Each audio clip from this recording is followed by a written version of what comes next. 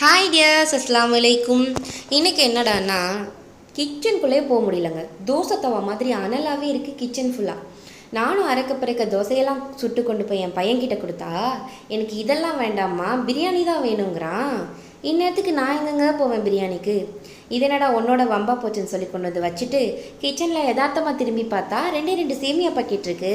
உடனே என் பையன்கிட்ட கேட்டேன், உனக்கு சேமியா பிரியாணி ஓகேவான்னு கேட்டேன். சரின்ட்டான்.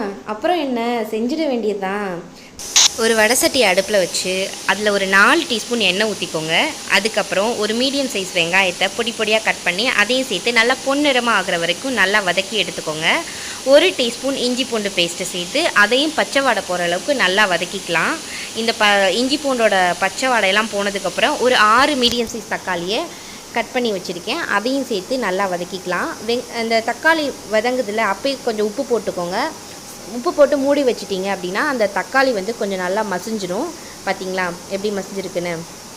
இது நல்லா இந்த அளவுக்கு மசிஞ்சதுக்கப்புறம் ஒரு 1/4 டீஸ்பூன் வந்து மஞ்சள்தூள், ஒரு 3/4 டீஸ்பூன் அளவு கரம் மசாலா, 1/4 டீஸ்பூன் அளவு மிளகாய் தூள் சேர்த்துருக்கேன். சின்ன பிள்ளைங்க சாப்பிட்றதுனால நான் காரம் கம்மியாக தான் சேர்ப்பேன். உங்களோட காரத்துக்கு வந்துட்டு நல்லா நீங்கள் காரம் சாப்பிடுவீங்கன்னா ஒரு 1.5லேருந்து 2 ஸ்பூன் அளவுக்கு சேர்த்துக்கோங்க.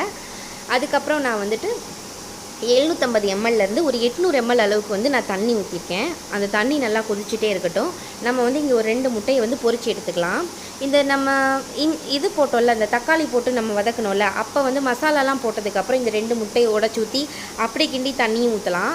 ஆனால் அப்படி செஞ்சோம் அப்படின்னா அதோட முட்டையோட அந்த கவுச்சி ஸ்மெல் வந்துட்டே இருக்க மாதிரி இருக்கும். அதனால இப்படி நீங்கள் பொரிச்சுக்கிட்டிங்கன்னா அது நல்லாயிருக்கும் சாப்பிடவே. அதனால் நான் இப்படி பண்ணிக்கிட்டேன். தேவையான அளவு உப்பெல்லாம் பார்த்து செக் பண்ணிவிட்டு 2 சேமியாவையும் கொட்டி நல்லா கிளறிக்கோங்க. கிளறினதுக்கப்புறம் ஒரு மூடி போட்டு நல்லா மூடி விட்டுருங்க. அந்த தண்ணியெல்லாம் ட்ரை ஆகட்டும். தண்ணியெல்லாம் வந்து நல்லா ட்ரை ஆகட்டும். ட்ரை ஆனதுக்கப்புறம் நம்ம பொரிச்சு வச்சுருக்க முட்டையை வந்து நம்ம சேர்த்துக்கலாம். அந்த முட்டையை வந்து சேர்த்ததுக்கப்புறம் ஒரு கிளறி விட்டு நம்ம சர்வ் பண்ணிக்கலாம். ரொம்பவே சூப்பராக இருக்கும். இதை எல்லாருமே நீங்கள் ட்ரை பண்ணி பாருங்கள், அருமையாக இருக்கும். இது வந்து சிம்பிளாக தான் இருக்கும், ஆனால் டேஸ்ட்டு வேறு லெவலில் இருக்கும். அட்டகாசமான சேமியா பிரியாணி தயாராகிடுச்சு. பையன்கிட்ட போய் கொடுத்துடலாம். இந்த வீடியோ உங்களுக்கு பிடிச்சிருந்துச்சுன்னா மறக்காமல் லைக் அண்ட் சப்ஸ்கிரைப் பண்ணுங்கள்.